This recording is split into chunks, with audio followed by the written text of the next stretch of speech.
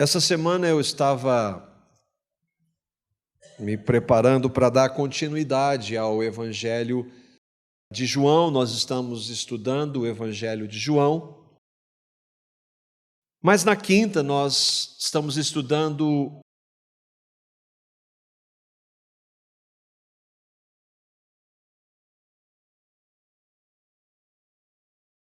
o tópico daquele livro que o nosso grupo estava, talvez alguns irmãos aqui já passaram por ele, intitulado Uma pessoa ou um cristão se beneficia das Escrituras quando elas, as Escrituras, produzem nessa pessoa um profundo desejo de agradar a Cristo. E o irmão A.W. Pink se utiliza do texto de 1 Coríntios, no capítulo 6, versículo 20, que diz, eu vou projetar os textos, diz assim, 1 Coríntios capítulo 6, versículo 20: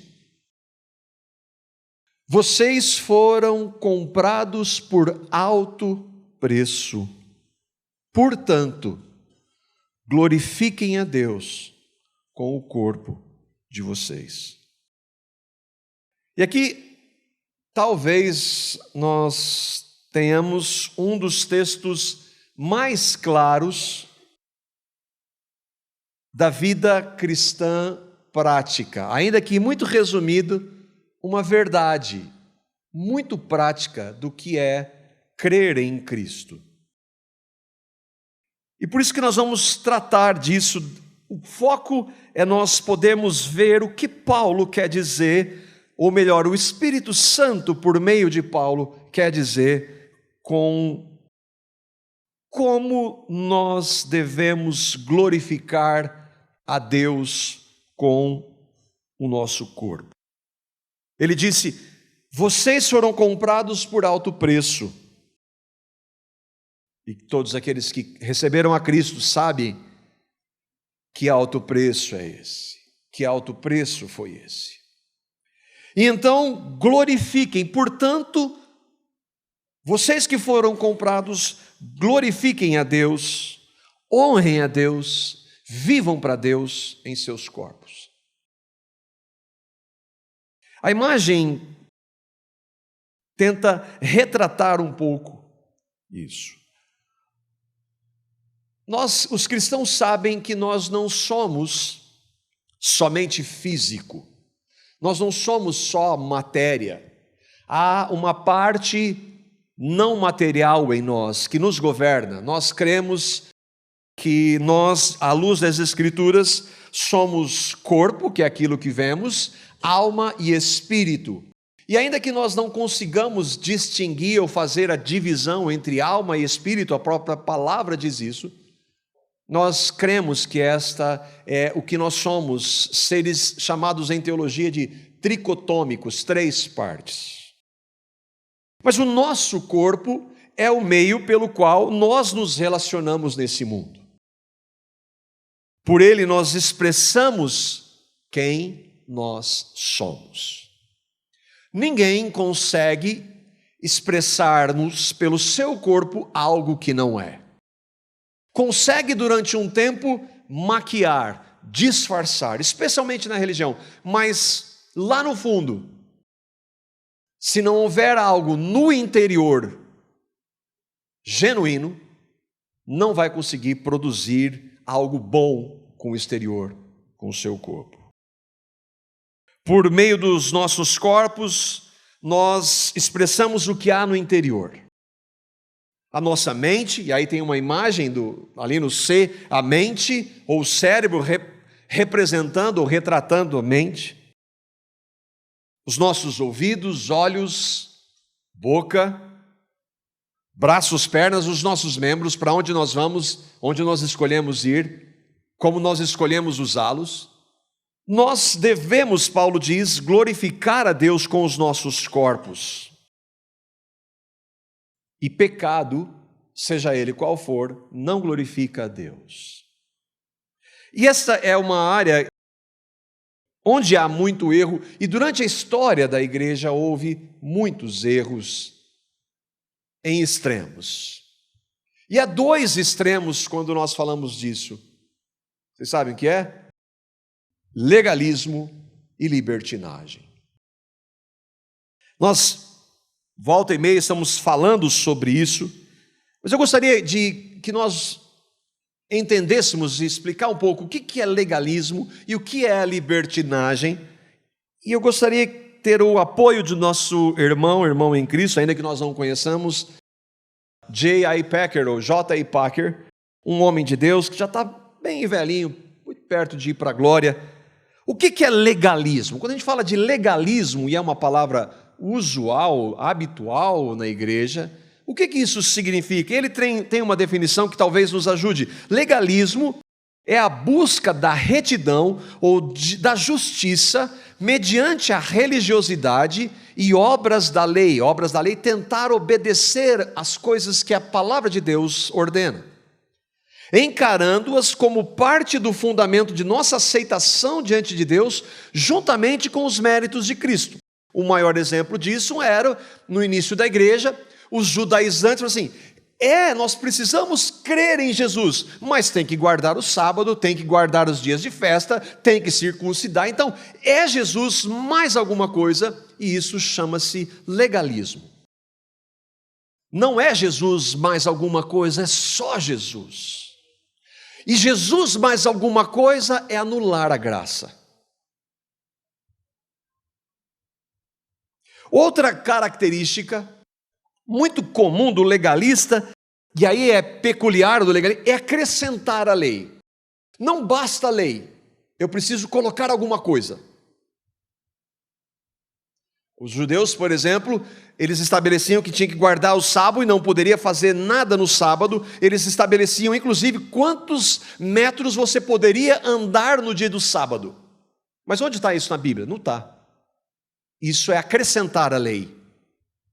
E aí, como alguns às vezes queriam fazer alguma coisa de maneira hipócrita, que é o que a religião faz, eles andavam, colocavam um banquinho, sentavam um pouco, daí andavam um pouco mais.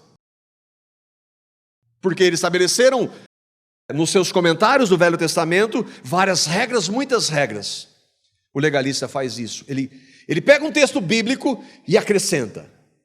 E Pedro diz, fardos pesados que os religiosos nem mesmo com um dedo eles querem empurrar. A outra característica, então, esse é um extremo, o legalismo, e aí tem um outro extremo que se chama libertinagem, e o nosso irmão pode nos ajudar também. Ele diz, enquanto o legalista exalta de tal modo a lei, que chega a excluir a graça, o antinomiano é anti, contra, nomios, lei, contra a lei, é fascinado pela graça. E aí eu diria que é um fascinado entre aspas, porque é uma distorção da graça, fascinado pela graça ao ponto de perder de vista a lei como uma regra de vida. Ou seja, eu posso fazer o que eu quiser. A Bíblia diz no Velho Testamento, não darás falso testemunho, não minta. Mas é Velho Testamento, é lei, eu não sou mais debaixo da lei. Então eu posso fazer o que eu quiser, inclusive mentir. Eu estou na graça, porque eu não sou salvo por não mentir. Mas a palavra de Deus diz para os cristãos, pelo que deixar a mentira e falar a verdade uns com os outros. Quer dizer, isso continua. Então, o libertino, ele argumenta que, visto que os crentes estão libertos da lei, Romanos 7:6, e não estão mais debaixo da lei, e sim da graça, Romanos 6:15, com o perdão eterno já em sua possessão, tudo isso é verdade, nós estamos libertos da lei, estamos debaixo da graça, com perdão eterno garantido, em nossa posse, nós temos certeza, acesso aos céus pelos méritos de Cristo. Só que essa última parte não mais importa que tipo de vida eles levem. Então eu posso fazer o que quiser, que é a graça. Isso é libertinagem, isso tem nada a ver com a genuína graça. Esses são erros que não começaram hoje, e também não vão acabar hoje. Aliás, eu citei, desde o início, houve sempre judaizantes, que sempre quiseram colocar, hoje no nosso contexto não tem aqueles que querem a circuncisão, nós não vivemos um país onde há tantos judeus, Então não há essa ideia, mas há sempre alguém colocando alguma coisa. E por outro lado, eu já convivi um pouco dos dois lados, há os libertinos. Eu estou na graça, então eu posso fazer o que quiser. E eu creio que todos nós estamos sujeitos a errar nos dois extremos. Todos nós. E nós precisamos ter todo o cuidado para que isso não aconteça. E como nós podemos ter esse cuidado? Examinando a palavra. O texto que nós lemos é a base ali de 1 Coríntios 6. Paulo escreve, para nós entendermos o contexto, Paulo escreve aquela carta para os irmãos na cidade de Corinto. Ele havia plantado uma igreja ali, e depois de algum tempo, ele escreve uma carta para aqueles irmãos. Se fosse hoje, ele mandava um WhatsApp, talvez, ou um e-mail. Ele escreve uma carta, e para aqueles irmãos que estavam numa cidade da Grécia, de talvez 250 mil habitantes, uma cidade portuária, já com isso a gente já tem, normalmente, há bastante promiscuidade, mas Corinto era o topo da perversão em uma cidade. Lá havia 2 grandes templos de divindades pagãs, uma era a deusa Afrodite, deusa do amor, que tinha, conta-se, 1000 sacerdotisas sexuais. Então, a celebração, o culto a Afrodite, eram os homens iam lá e tinham relações sexuais com aquelas 1000 sacerdotisas. E Apolo, deus da música, canto, poesia e da beleza masculina. Então, olha que unidade, que 2 deuses muito importantes, e que aí eles podiam fazer o que eles queriam. Havia até, entre os pagãos, eles consideravam que Corinto era tão promíscua, que existia o verbo, a ideia, o coriantinizar. Esse verbo mostrava que a perversão deles era tão grande que se criou esse verbo. Mas eu fico pensando, parece que o nosso país hoje não está tão longe de Corinto. O que a gente está vendo na mídia, eu não consigo ver muito diferente. E diante então desta realidade é que Paulo vai dizer aquilo que nós acabamos de ler. E ele, um pouco antes, 1 Coríntios capítulo 6, os versículos 9 a 11, entenda, isso é uma verdade para todos os cristãos em todas as épocas, são verdades. Mas ali havia uma realidade onde aquele tipo de vida, de perversão, era comum em toda a cidade. E Paulo escreve essa carta para os cristãos que estavam vivendo aquele contexto de muita pressão. 1 Coríntios capítulo 6, versos 9 e 11, ele diz assim, está falando para cristãos, ele diz, vocês não sabem que os perversos não herdarão o reino de Deus? Não se deixem enganar, nem imorais, nem idólatras, nem adúlteros, nem homossexuais. Lembra das idolatria, lembra das deusas, das prostitutas sexuais, nem ladrões, nem avarentos, nem alcoólatras, nem caluniadores, nem trapaceiros herdarão o reino de Deus. E aí ele diz, assim foram alguns de vocês. Mas vocês foram lavados, foram santificados, foram justificados no nome do Senhor Jesus Cristo e no Espírito de nosso Deus. O que nós vemos no texto? Primeiro que estas ações, imoralidade associada a qualquer prática pecaminosa na área sexual, adultério, homossexualismo, avareza, amor ao dinheiro, bebedice, tudo isso aqui listado são o quê? Pecados, ainda que o mundo diga que não.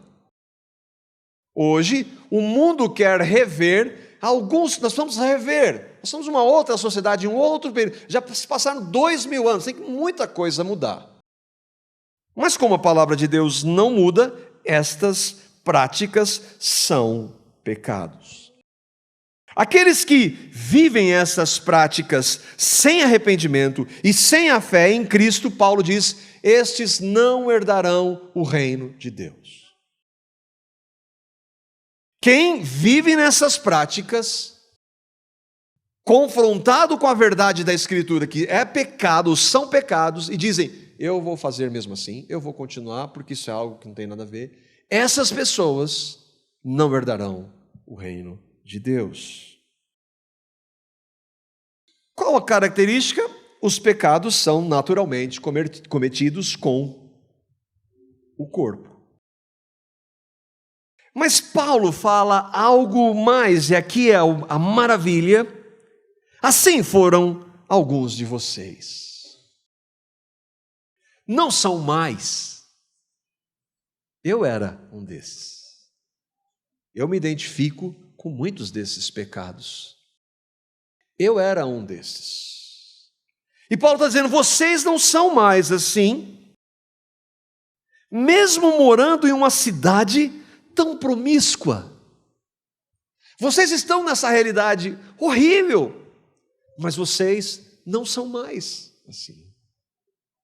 O que aconteceu para eles não serem mais? Eles tomaram uma decisão, a partir de agora, eu vou seguir a Deus, vou parar de fazer isso, parar de fazer aquilo, eu vou fazer. Eles viram, isso aqui talvez não seja muito bom, essa questão de sexualidade distorcida vai me prejudicar, então acho que vou parar isso aqui, vou parar aquilo, beber faz mal. As suas religiões? Não. O que aconteceu? Paulo diz, vocês foram lavados, vocês foram santificados, vocês foram justificados no nome do Senhor Jesus Cristo e no Espírito do nosso Deus. O que ele está dizendo aqui? Eles creram no Evangelho.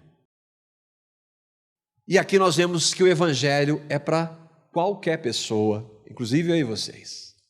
Porque nós éramos assim. Se nós cremos hoje no Evangelho, todos nós éramos assim. Eu posso não ter sido um ladrão, eu posso não ter sido um homicida, mas eu era tão pecador quanto essa lista. E se você crê genuinamente em Cristo, você sabe que você também era. O que houve? Você tomou uma decisão? Não, um dia, e aqui, se você que está aqui hoje não tem essa compreensão ainda, um dia, a Bíblia mostrou que eu e vocês somos pecadores, todo mundo que está aqui é pecador, nasce em pecado. A Bíblia diz que nós nascemos em pecado e que por isso nós não podemos mudar, a religião não muda, isso a reunião aqui, você vir aqui todo domingo não muda você, ler a Bíblia não muda você, tentar fazer algumas coisas não muda você. Eu e vocês somos pecadores por nascimento e consequência, atos. Mas a Bíblia diz que um dia Deus mandou o seu Filho, Deus encarnado sem pecado, e Ele veio por pecadores como eu e vocês. E Ele fez isso por amor e absolutamente de graça, daí então nós rejeitarmos legalismo, porque qualquer coisa junto da graça, não. Deus mandou o seu Filho por amor. E todo aquele que se reconhece pecador, arrependendo-se dos seus pecados, crendo no que Cristo fez, recebe o perdão dos seus pecados, não importando quantas vezes ele tenha cometido esses pecados, quão graves sejam eles, você, crendo em Cristo, recebe o perdão dos seus pecados de uma vez por todas. Isso é o Evangelho. E então é isso que Paulo diz, vocês foram lavados o quê? No sangue de Jesus, que nos purifica de todo o pecado. Não importa quão sujos tenham sido os nossos pecados, o sangue de Cristo nos torna mais alvos que a neve. Isso é o Evangelho. Nenhuma religião prega o Evangelho. Religião é faça isso, não faça aquilo, pode fazer isso. Não, receba Cristo, arrependa-se de seus pecados, creia em Cristo, e quando isso acontece, Ele muda as suas práticas. Isso é o Evangelho. Cristo transformou o interior daquelas pessoas, por isso as práticas mudaram. Não foi uma mudança de fora para dentro, foi de dentro para fora. E só o Evangelho faz isso. E é algo que é inevitável. Alguém que realmente foi convertido a Cristo terá a sua vida transformada pelo Cristo que ela criou. Varia de cada um para cada um. porque nós temos as nossas inúmeras limitações, mas se nós cremos em Cristo, Ele vai transformar o nosso caráter. Então Paulo vai dizer aos cristãos o que é uma vida em Cristo e como ela se manifesta. Lembremos, irmãos, primeiro tem que acontecer a regeneração, nova vida, novo nascimento, conversão, e aí então, Cristo é quem nos transforma. Não sou mais eu, mas Cristo vive em mim, Paulo diz. Os versículos 18, ou melhor, versículos 19 e 20, Paulo então continua dizendo para eles, e ele faz uma pergunta para eles: acaso vocês não sabem que o corpo de vocês é santuário do Espírito Santo que habita em vocês? E que lhes foi dado por Deus, e que vocês não são mais de si mesmos? Vocês foram comprados por alto preço, portanto, glorifiquem a Deus com o corpo de vocês. Tantas verdades nesse texto. Não existe, por exemplo, mais templo. Isso aqui não é um templo. Isso aqui é um lugar onde a igreja se reúne, templos do Espírito Santo se reúnem. Todo cristão tem Deus habitando nele, na pessoa do Espírito, e esse habitar foi dado por Deus, pela graça. Isso tem uma implicação. Agora, se eu creio em Cristo, Cristo é a sua vida, sim, então você não é mais dono da sua vida. Você foi comprado para ser servo, escravo de Cristo, não por obrigação, mas por amor.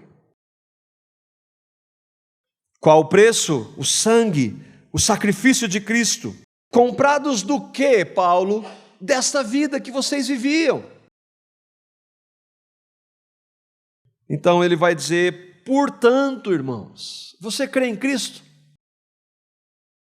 Vocês creem em Cristo? Amém? Eu creio. Então, irmãos, glorifiquem o Cristo que vocês creem com os corpos de vocês. Se de verdade aconteceu a regeneração, a pessoa vai odiar o seu pecado. Ela vai odiar quando ela pecar, ela vai se arrepender, ela vai se entristecer.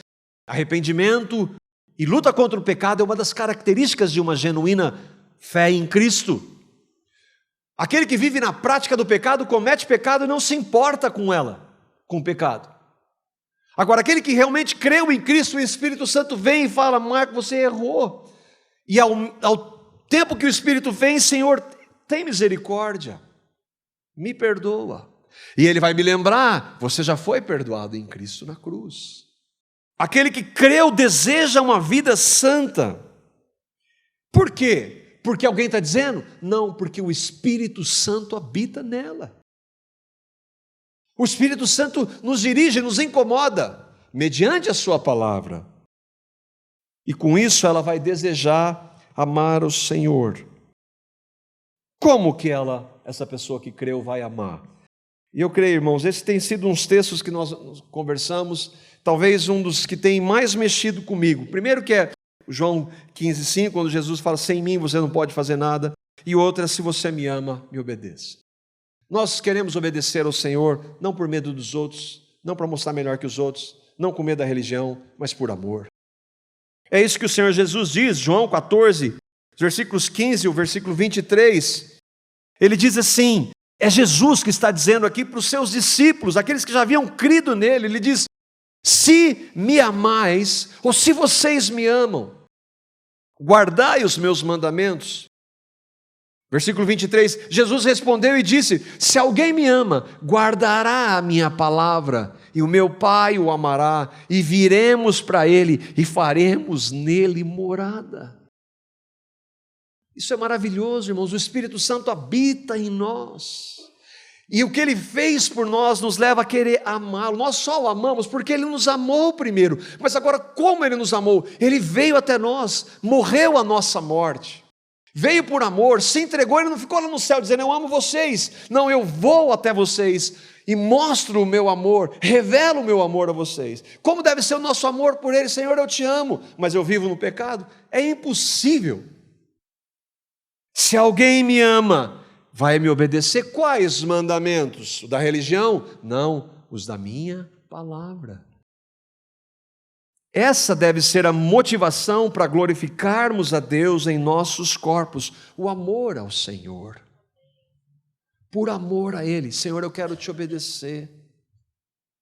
Por amor. O mais maravilhoso é saber que ainda que eu não obedeça plenamente, e nenhum de nós obedece plenamente, Ele continua me amando do mesmo jeito. Nós cantamos, as misericórdias dele se renovam sobre nós. E tudo isso é a graça, a misericórdia, o amor dele que deve nos constranger e querer fazer, Senhor, eu quero viver para o Senhor, eu quero viver para a sua glória com esse corpo que o Senhor me concedeu aqui. Se alguém creu de verdade, foi justificado de verdade, foi regenerado de verdade, nasceu de novo de verdade, desejará obedecer ao seu Senhor. É impossível alguém que professa a Cristo não querer agradá-lo. Como a gente, e aí volta para a imagem, como então glorificar a Deus com os nossos corpos? Nós vemos aí o cérebro, que representa a nossa mente e entendimento. Ouvidos, olhos, boca, o corpo. Como Deus quer que nós utilizemos o corpo que Ele nos deu. Tudo começa, irmãos, na mente. Tudo começa na mente. E a palavra é tão rica, eu estava me deliciando essa semana vendo os textos, e se a gente pudesse trazer só os textos que falam de mente e entendimento do Novo Testamento para aqueles que creem, há uma riqueza tão grande. E como é verdade essa realidade de que toda a nossa vida, tanto do ímpio quanto do cristão, é governada por sua mente. A Bíblia fala muito dessas palavras, mente e entendimento. Às vezes, e boa parte delas, elas são sinônimas. Em Romanos, por exemplo, fala da renovação da vossa mente e em algumas versões do vosso entendimento. E nós vamos ver alguns textos. Quando Jesus, por exemplo, aparece aos discípulos depois da ressurreição, lembra que os discípulos já haviam crido nele, creram no Senhor, mas era necessário que o Senhor ainda continuasse trabalhando com eles. Lucas 24, 45, ele diz assim: então lhes abriu o entendimento para que pudessem compreender as Escrituras. Lucas está dizendo que quando Jesus, depois de ressurreto, aparece para os discípulos, ele abre o entendimento, um pouco mais o entendimento para aqueles discípulos, que ele estava descrito e a ressurreição dele estava descrita no Velho Testamento. Para nós compreendermos e crermos na Escritura, é necessário que o Espírito Santo fale conosco. E onde ele age? No nosso entendimento, na nossa mente. Paulo, em Romanos capítulo 1, fala o que produz o pecado nos que rejeitam o Evangelho. Romanos 1, versículo 28. Além do mais, visto que desprezaram o conhecimento de Deus, Ele os entregou a uma disposição, o quê? Mental, reprovável, para praticarem o que não deviam. Tendo conhecido a Deus, todo mundo sabe da existência de Deus, pelas coisas que foram criadas, pelo conhecimento do certo e errado. Sabendo de Deus, eles não querem a Deus, então Deus deixa que eles sejam governados por suas mentes. Uma das características, a promiscuidade sexual que existe hoje. O que está acontecendo? É uma mente sem Cristo. E eles acham natural. E querem impor isso para todo mundo. Paulo falando com os cristãos, como os cristãos, e aqui é muito importante para nós como igreja, como os cristãos devem orar e louvar. 1 Coríntios 14, 15. O que eu farei? Orarei com o Espírito, mas também orarei com o entendimento, ou com a mente. Cantarei com o Espírito, mas também cantarei com o entendimento. O que Paulo está dizendo? Se eu orar e não entender nada que eu estou falando, não serve. Vou cantar uma língua que eu não sei, não está servindo. Os dois andam juntos. O Espírito governando a nossa mente não se separa. Como é que você vai, o mesmo texto, como é que você vai dizer o amém para aquilo que você está ouvindo, se você não compreende o que aquela pessoa está dizendo? Não se desvencilha espírito de entendimento. Ah, mas lá acontece assim. Pois é, está errado. Onde o diabo age nos incrédulos? 2 Coríntios, capítulo 4, versículo 4. O Deus desta era, ou deste século, ou deste mundo, cegou a mente ou o entendimento dos descrentes para que não vejam a luz do Evangelho, da glória de Cristo, que é a imagem de Deus. Por que o mundo não entende o Evangelho? Porque a mente deles está cega. Ah, então que bom, hoje eu sou... Não, se eu e vocês cremos hoje, foi porque Deus quis pela sua graça. Nossa mente era assim. Foi Ele quem mudou, não fomos nós. Paulo, na diferença entre cristãos e ímpios, Efésios capítulo 4, versículos 17 e 18. Não andeis mais como andam também os outros gentios, na vaidade da sua mente, entenebrecidos no entendimento, separados da vida de Deus pela ignorância que há neles. A mente deles está totalmente maculada pelo pecado, eles não conseguem entender e ver a palavra, entender e compreender e crer no Evangelho. Você vai explicar e agora não, meu argumento agora vai ganhar qualquer um. E aí você vai e fala, assim é graça. A gente tem que fazer alguma coisa. Por quê? Porque está entenebrecido. O que significa isso? Cheio de trevas. Não vê. O que nós temos que fazer? Clamar ao Senhor para que Ele dissipe as trevas. E é Ele quem faz isso. Paulo, mais uma vez, mostra o que nos difere dos incrédulos. É maravilhosa essa verdade. 1 Coríntios capítulo 2, versículo 16. Os cristãos têm a mente de Cristo. Nós temos a mente de Cristo. Irmãos, Deus nos deu uma mente. E quando nós fomos convertidos a Cristo, ela continua sendo usada. Ah, agora eu estou no Espírito, o Espírito governa. Não, tudo que o Espírito faz, governa. Olha o fruto do Espírito.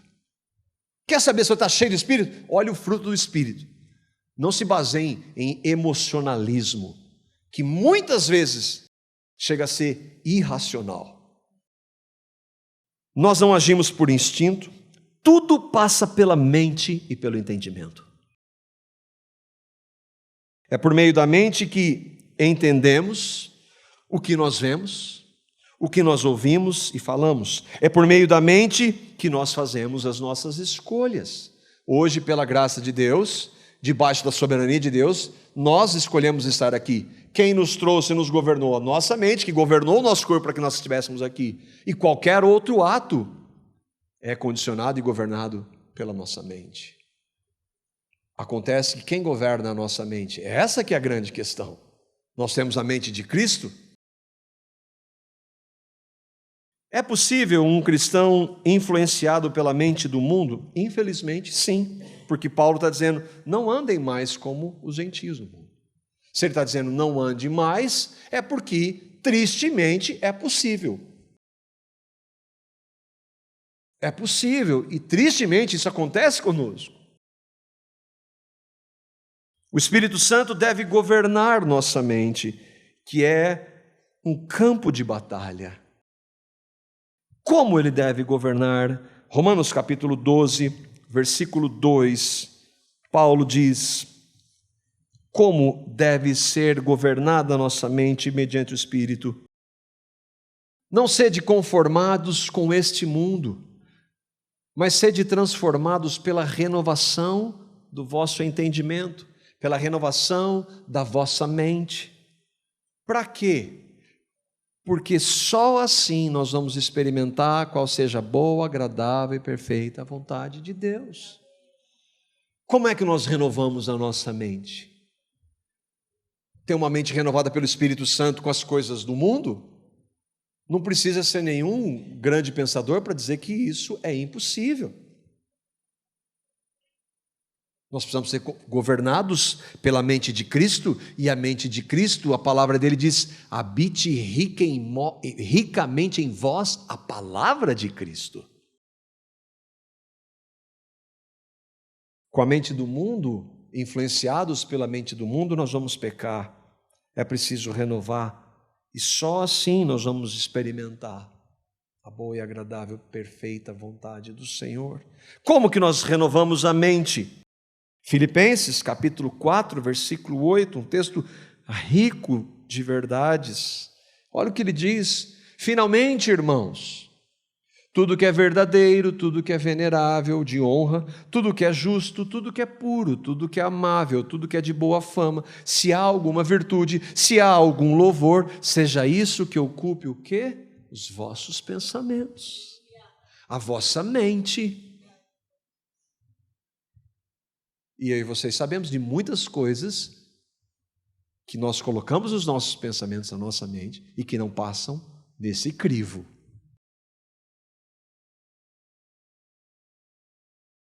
Agora, se você encher a mente de música, leitura, vídeo, filme, programa e conversas e práticas que são contrárias a Deus, você não está enchendo a sua mente dele.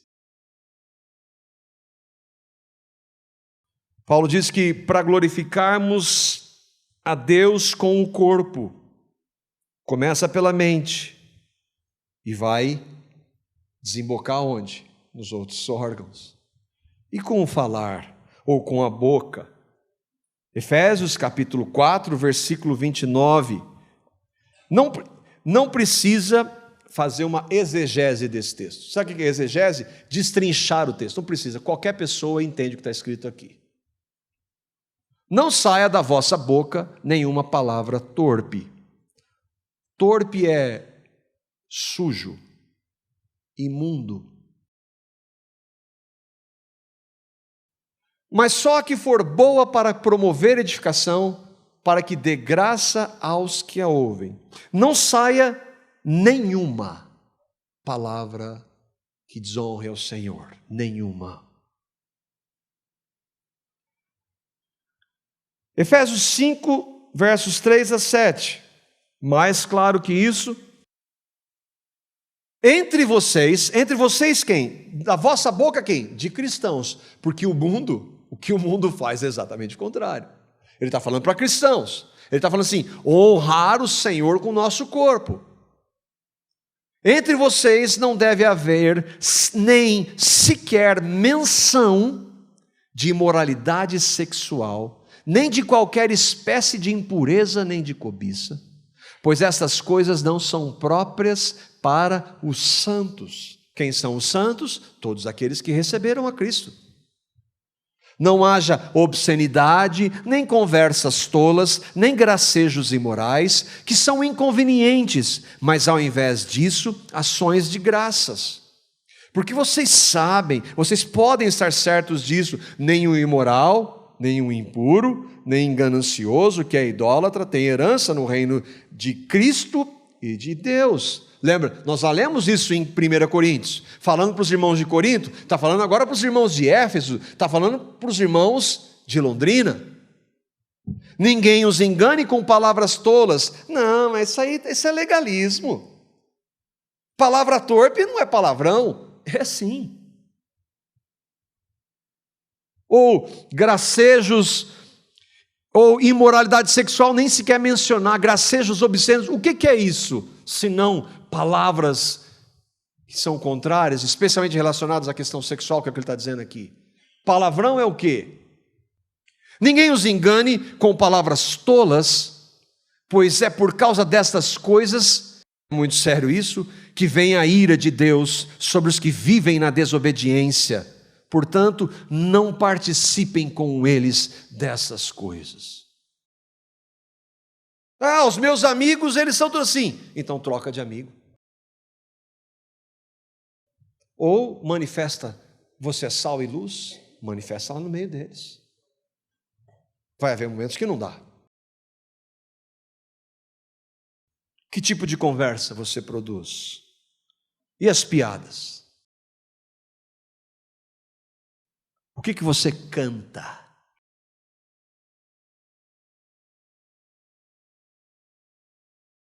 Como você fala dos outros?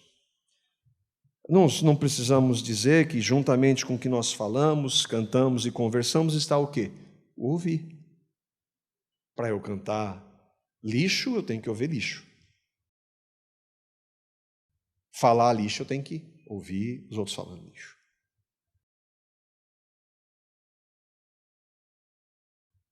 Ninguém tem conversa tola sozinho, não é? Conversas tolas, a conversa pressupõe pelo menos duas pessoas. Deus está dizendo, não participe desse tipo de coisa. Ah, mas vão falar. Pois é, vão falar o quê? Que você é um crente ignorante. Pois é, eu sou mesmo. Isso, você vai porque você é religioso? Não, porque eu amo a Cristo. E isso não glorifica. Ah, você é um crente? É, crente em Cristo. Que deu a sua vida por mim, para me livrar desse tipo de prática. E os olhos? Jesus tem algo a dizer dos olhos. Mateus 6, 22 a 23. A candeia do corpo, ou a luz, são os olhos, de sorte que, se os teus olhos forem bons, todo o teu corpo terá luz. Se, porém, os teus olhos forem maus, o teu corpo será tenebroso. Se, portanto, a luz que há em ti são trevas, quão grandes serão tais trevas? E se a luz que você tem é trevas,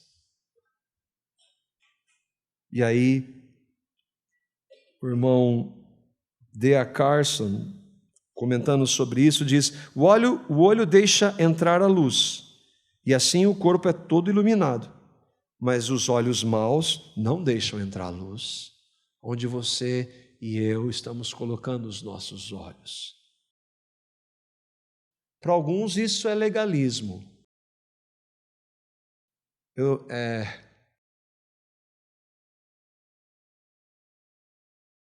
É revoltante ouvir isso. Na graça você pode colocar o seu óleo onde? Você foi comprado por alto preço. Como é que você vai dizer que você pode colocar os teus olhos naquilo porque Cristo morreu? Que tipo de filme ou programa você vê? Na internet, o que você vê? WhatsApp, o que você vê? O irmão aqui está estudando com uma faculdade de teologia, ele recebeu um WhatsApp de um dos alunos que está fazendo mestrado em teologia com obscenidade. Falou isso para nós hoje. O que tem? Por favor. Nós somos na graça. Isso chama-se libertinagem, não tem nada a ver com graça de Deus. Paulo diz: a graça de Deus para comigo não foi vã. O que ele quer dizer com isso? A graça transforma a minha vida. Como é que você olha para pessoas do sexo oposto? E por último, e aqui tem aquela imagem, nós vemos lá, e ali tem especificamente uma mulher. E fala de questão de vestimenta. Do homem? Não, do homem não fala. Mas é claro que nós precisamos ter cuidado, os homens. O corpo da mulher está com roupa. É graças a Deus, né? É claro que no nosso tempo isso se aplica aos homens, mas a palavra só diz para as mulheres, 1 Timóteo capítulo 2, versículo 9. Que do mesmo modo, as mulheres se ataviem em traje honesto, com pudor e modéstia, não com tranças ou com ouro ou pérolas ou vestidos preciosos. Obviamente, a ordenança é para mulheres cristãs. Em traje honesto, com pudor e modéstia. Uma irmã em Cristo sabe o que isso significa. Mas, às vezes, nós somos influenciados pelos padrões do mundo. E só que nós temos a mente de Cristo. Até onde a gente vai se permitir? Agora, nós não vamos entrar no legalismo que diz, até aqui vai, até aqui não vai. Estabelecer tamanho do que tem que ser usado. Isso é lei. Paulo está dizendo que a mulher deve ter um traje modesto, com pudor. Alguém que crê no Evangelho entende o que Paulo está dizendo. Nós não vamos entrar no legalismo, mas também não vamos dizer o que é que tem. E aí é para aquelas irmãs em Cristo. Irmãs, cuidem dos seus corpos. Glorifiquem a Deus na maneira com que vocês se vestem. Muito cuidado. A gente está tratando disso em casa. Nós precisamos tratar disso. Nós, pais, especialmente pais de meninas, precisamos cuidar das nossas filhas enquanto elas não têm os seus maridos cuidando delas. É natural que quando convive num contexto de mundo, das influências do mundo, mas pai, mas o que é que tem? Tem, filha, isso aqui, Você crê em Jesus? Você entende que esse traje não é conveniente para você? Não é tacar lei. Alguns de vocês sabem que é tacar lei. Não é lei, é por amor. Se você, mulher, professa Cristo, cuidado com a roupa que você usa. Deixa eu só dar um adendo aqui, porque sempre tem que entrar nessa. Calça comprida não é roupa de homem. Só para deixar claro, porque, lembra, a religião faz isso. Deuteronômio diz, a mulher não usará roupa de homem, nem o homem veste peculiar de mulher. Está vendo? Calça comprida é de homem. Pois é, mas na época que isso aqui foi escrito, essa roupa não existia. O que o texto está dizendo é o homem se vestir como uma mulher, literalmente, como uma drag queen, por exemplo. Não é isso. Lembra do legalismo que ele faz? Tem saia mais indecente do que muita calça. Agora, quem vai dirigir? Eu? Eu vou falar para você? Eu posso conversar na minha casa. Mas se você crê em Cristo, você sabe o que isso está dizendo. E as tranças com ouro, pérolas ou vestido precioso? Então não pode usar? Ele está simplesmente dizendo que a simplicidade, ele não está proibindo. Religião faz isso. Então não pode usar? Algumas tinha que fazer trança, então tinha trança. Trança está aqui. Não usa joia, mas trança usa. Está errado, o texto está dizendo trança. A gente tem que entender que é uma postura de pudor, de não ostentação. É isso que o texto está dizendo. Por que isso, irmãos? Se vocês me amam, guardem a minha palavra. Jesus está dizendo. Não faça por religião, porque não conta, não vale nada. Sabe o que é fazer por religião?